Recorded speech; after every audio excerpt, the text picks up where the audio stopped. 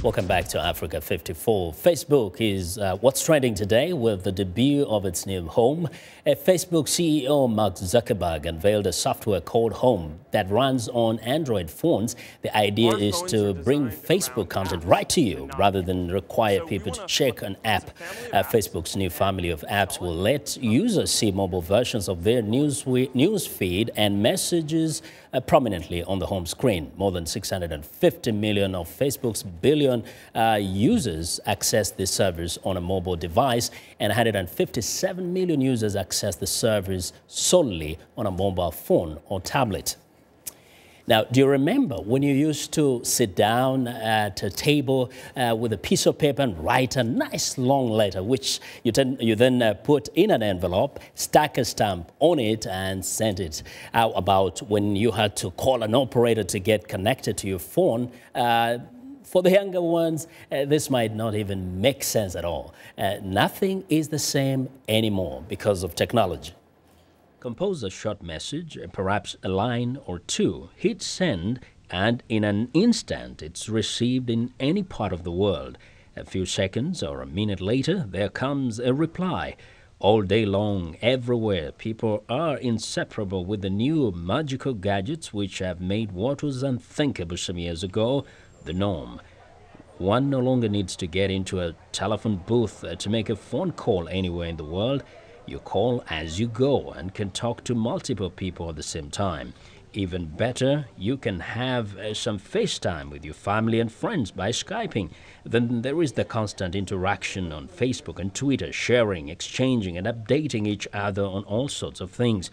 In the past, Africa was always viewed as lagging behind the rest of the world in the use of technology. In the age of new technology, Africa is at pace with the rest of the world.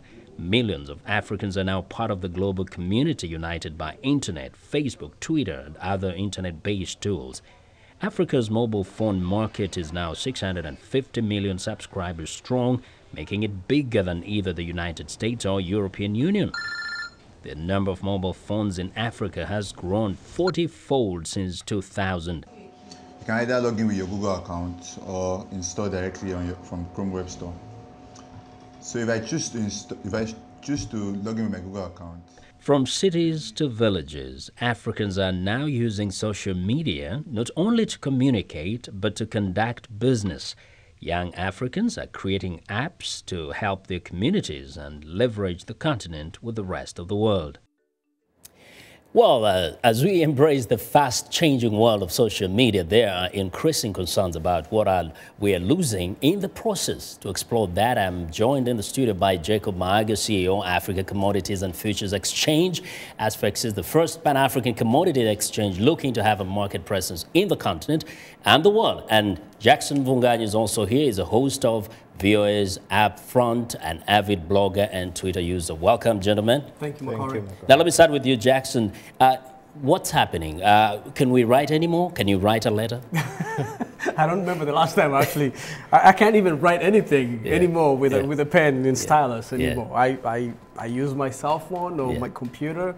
I think at some point we won't be needing the opposable thumbs anymore. Exactly. I think we're going through an evolution in time right now. Jacob, as a person who is really using heavily this technology and social media to do business, what do you think as the strongest positive on the continent of Africa? I think the strongest part is you can reach a lot of people in a very short time. Especially in business, I don't have to host a big event or in a hotel somewhere to reach maybe 10,000 people.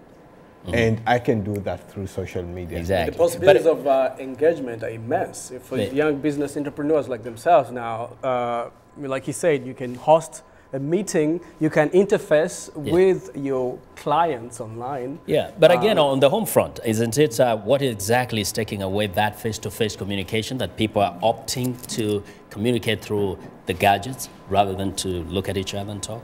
Yeah, at some point it affects your face-to-face relationship, and especially in business, you have to meet someone, you have to know, okay, the person I'm talking to, yeah, maybe they sound good on the phone, but when I meet them, maybe I really don't like them. Right.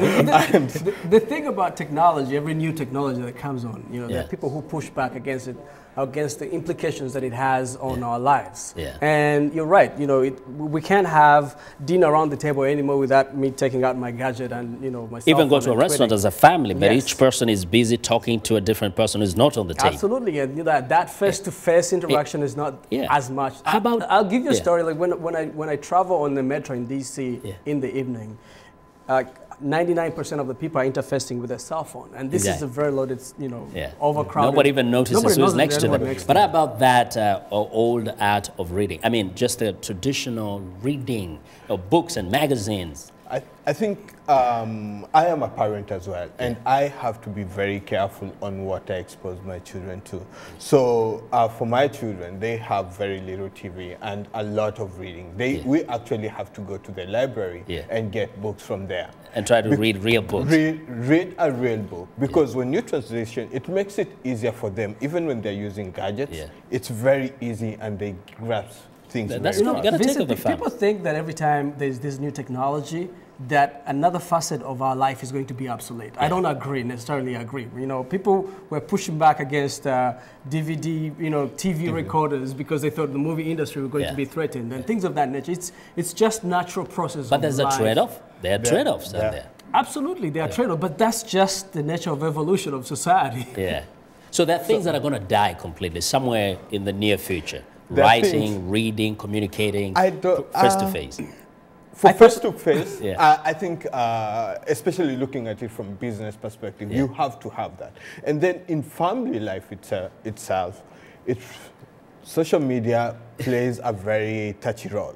Because you're finding people, even people are in the same house, but they're texting each other. What happened to shouting? Exactly. I don't think anything is going to die off. I think we're just going to change the way we do things in a way and find a way to incorporate these new technologies in our daily lives.